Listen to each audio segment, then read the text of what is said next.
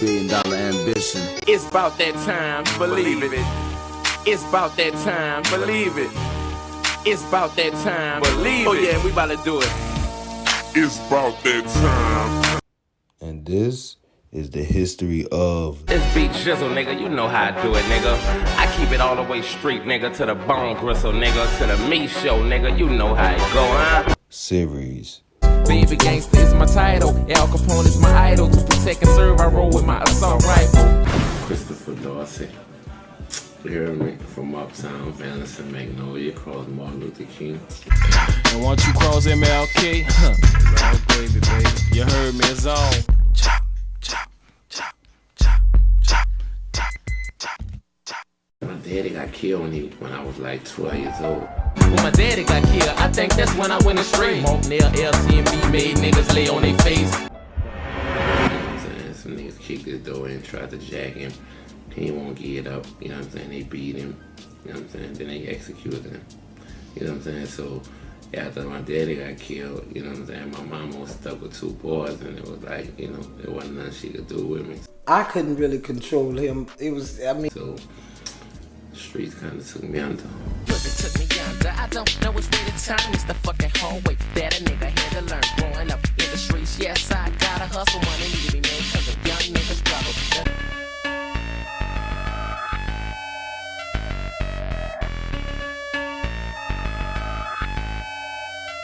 At first it was about school, then I blessed and learned to rap. Though with cash money, yeah, they put me on the map. I always was about it. Then I learned some G shit. Learned about crack cocaine, now you know it's so bitch. Like, as I got, like, older, like 11, 12, I didn't realize being a rapper was what I wanted to do, but Baby had started Cash Money Records. Started in 1992. We put out 30 albums.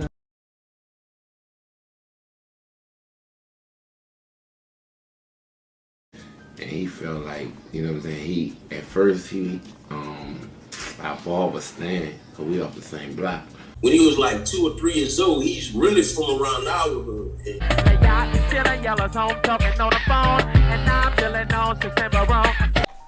We grew up in the Uptown neighborhood, 4th and Baronne, but his father from the Magnolia. That's the Magnolia housing project, you hear me? So our barber Stan was like, man, you need to listen to Jesus, man, dude could be spitting. So he came in the barbershop one day, and I was in the barbershop, and he was like, spit something for me, little nigga. You know what I'm saying? And I was like, man. So I spit something for him, and he told me to come hop in the car with him. We drove around the corner by my mama's house, and he told my mama, you know what you got right here? And my mom was like, you know, and I already was fucking up, you know what I'm saying, and selling rocks and taking my daddy's Social Security check I used to be getting, flipping it and shit, you know what I'm saying? So he asked my mama to let me come stay with her, let me come stay with him, you know what I'm saying? And she let me go stay with him. BG was the one holding Cash Money up after UNLV. In 93, I hit the scene, first album, True Story. I was psyched up, Ghetto Boys, no nuts, no glory. He was one of Cash Money's first solo artists to really catch on as like as he was. I mean, you guys were the group, and he was like the solo artist. So I don't think BG get the credit, you know, because he more street. You know what I'm saying? I learned a lot of that from Baby and them. You know what I mean? When you look at it, you know, we from the streets, so you're looking at that same person with the accolades of his street. I know, you know, we know who Baby was, and he's a millionaire from the streets. And in New Orleans, you know, that name way before there was rap, before there was a Cash Money Records, that name held weight. You know, my mama went to school with him. My mama was so scared for me to even be involved with him. You know what I mean? All she would say was like, boy, that boy was 14 with $1 million. Like, ain't nobody, I don't know how he got it. That was 14, she was scared of him. To to me, you know, you're a kid, you're a boy, once you're like, yeah, you go in your room, you're like, oh shit, that nigga about it. You like, so to me, you know what I mean? To me, he had all that, and he would strip himself of all that. And you know, you niggas is the niggas when, you know, to me it's like you when you asking him, so you looking at him like, you know, but you know we ain't do none of this shit you did. You know what I mean? Like we ain't gotta have it. We ain't do none of this shit. We ain't push slang none. We ain't do none of this shit you did. And for him to strip himself, no, I believe in y'all. Y'all gonna rep to where you believe in yourself. Like man, we going some real. You know what I mean? We going some real because we got a real goon right here letting us know y'all on the front line. I'm right here with you. You know what I mean? So I think that played a big part. Damn, it's hard. A baby gangster is struggling. The 9-5 and hit. It's time for me to start hustling. So he was really in the streets. Not during the time when the local albums out. Was he getting money? Did he stay with Yeah. Yes, indeed.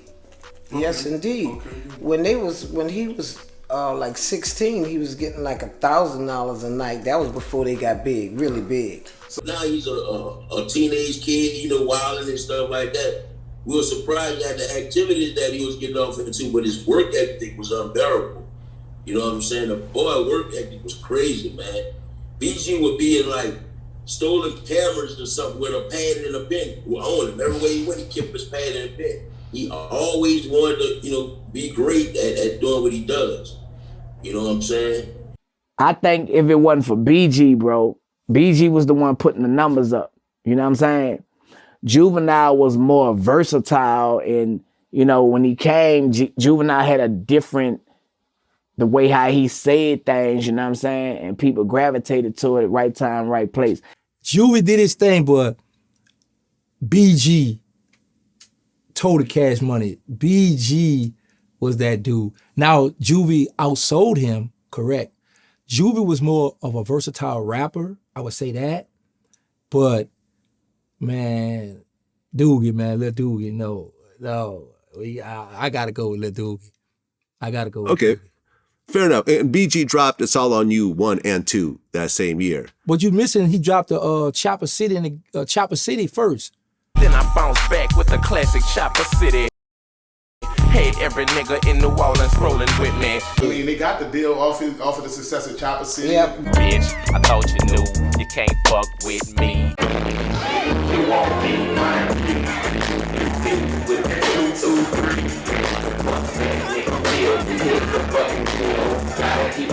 That was because he had that song that hit. The hit was man, I should get under the guys out the Cali Skin with this song, Uptown Thing.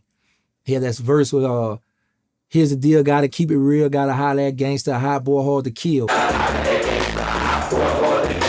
And when he would get ready to say that part, I would come out on the stage and I knew my enemies were in the audience, and I know they wanted to kill me bad, man. I just, oh man, I love that song. When BG played that song, Baby would actually he would look for me because he knew I'm about to come out of nowhere. He would try to block me from getting on that stage.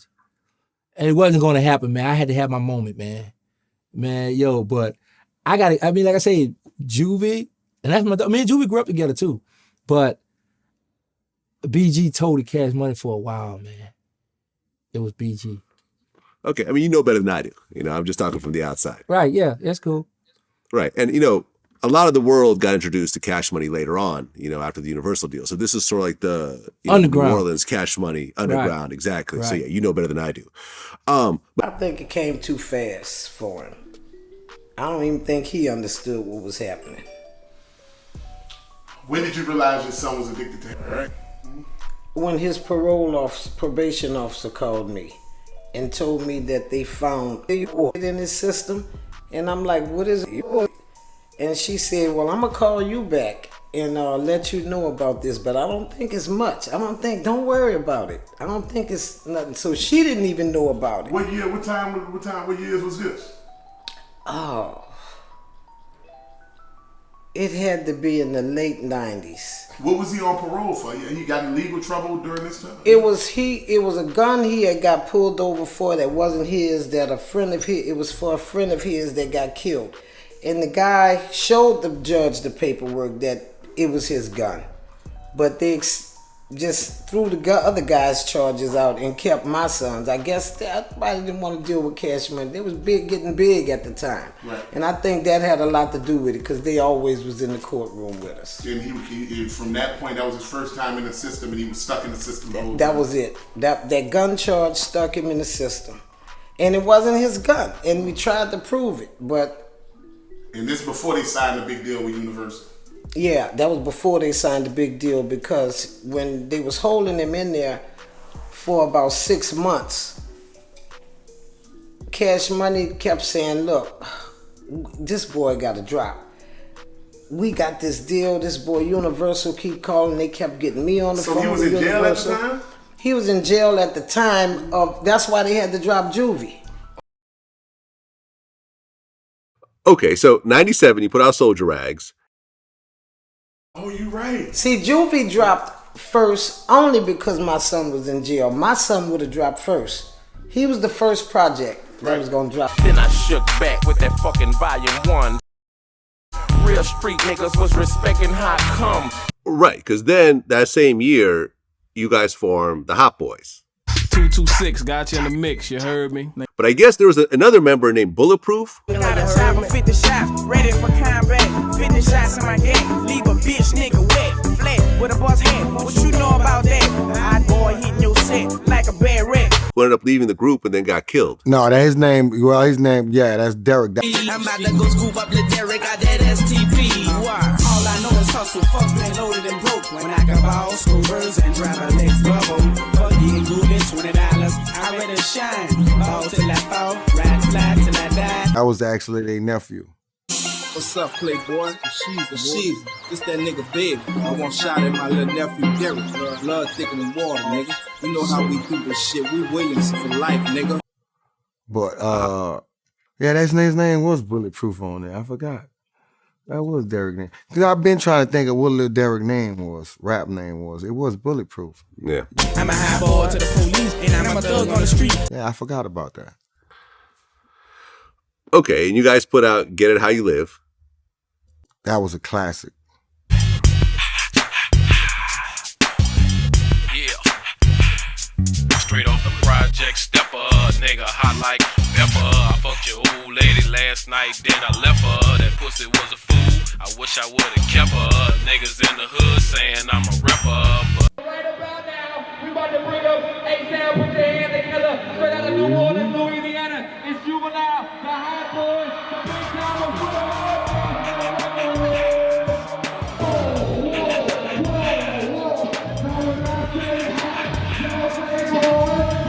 We went to Houston, like every routine, going to a concert. We went, got there, I think it was at the Summit. We went there, did our thing, laid it down. The crowd loved us. We love the crowd. We just do what we do best, entertain.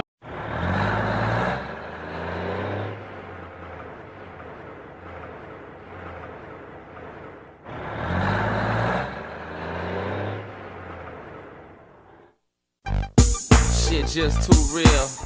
Respect my mind on the real. I'm telling you what's real. Shit just too real. I'ma come like this. A minute after that was Chopper City in the ghetto.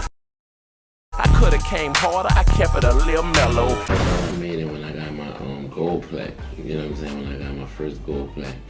And baby was like, man, that ain't shit. You know what I'm saying? Like, you ain't did nothing. You know what I'm saying? Like, don't get excited about that. You know what I'm saying? He wanted me to, you know what I'm saying, stay focused and don't get big. You know what I'm saying? So then when I got my platinum plaque from that same album, you know what I'm saying, he was like, all right, now you showing me something. You know what I'm saying? So, you know, he just wanted to keep an in check. With his first major album, Chopper City in the Ghetto, reaching #2 on the Billboard charts and eventually going platinum, making BG's name in the rap game etched in stone and potentially a cornerstone for the South going forward. His song I went to jail, came home, dropped checkmate. That made it official. B Jizzle ain't fake. Left Cash Money, hit him up with Living Legend. Had to bust a move, baby was doing too much rapping. Now I'm back again, ain't a damn thing funny. This album #8, Life After Cash Money. Come talk to me. I know what come behind you know, what I do. You know what I'm saying? I know the consequences and repercussions of what come behind it. On July 18, 2012, BG was sentenced to 14 years in federal prison for gun possession and witness tampering, and already served almost 8 out of the 14. He's technically due for release in 2024.